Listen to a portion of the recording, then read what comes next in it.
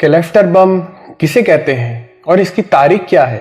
Germany के शहर Dublin में 2008 में मंजूर होने वाले कन्वेंशन के तहत क्लस्टर बमों की तैयारी, ज़ख़ीरा करने, मुंतकिली और इस्तेमाल पर पाबंदी आयद है और दुनिया के 100 से ज़ायद ममालिक इस कन्वेंशन पर दस्तखत कर चुके हैं।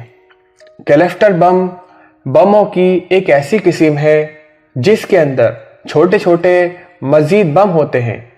इस बम के इस्तेमाल से इससे निकलने वाले मजीद छोटे बम वसी इलाके में जानी व माली नुकसान का सबब बनते हैं।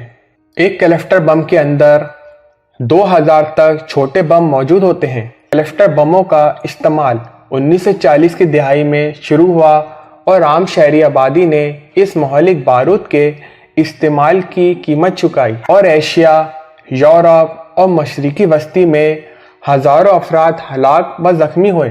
इंटरनेशनल रेड क्रॉस ने इस बेगुनाहों के इस भारी जानी व नुकसान पर बारहा तशवीश का इजहार किया। 2000 में अक़वाम आलम ने यह सफाकी रोकने और इस सिलसिले में बातचीत की अपील की।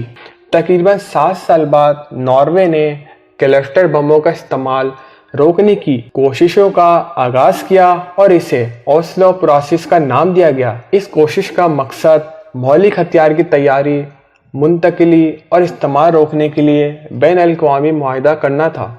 इस मकसद के लिए लीमा, वियना, वेलिंगटन और मुख्तलिफ बराज़मों में इलाकाई इजलासों के बाद 3 मई 2008 को जर्मनी के शहर डबलिन में कन्वेंशन ऑफ क्लस्टर मंजूर हुआ। इस कॉन्फ्रेंस में 100 से ज़ायद ममालिक ने शिरकत की, जबकि इंटरनेशनल रेड क्रॉस ने इस तारीखी कन्वेंशन का खैर मकदम किया। इस मकसद के लिए लीमा, वियना, वेलिंगटन और मुख्तलिफ बराज़मों में इलाकाई इजलासों के बाद 3 मई 2008 को जर्मनी के शहर डबलिन में कन्वेंशन ऑफ क्लस्टर मंजूर हुआ।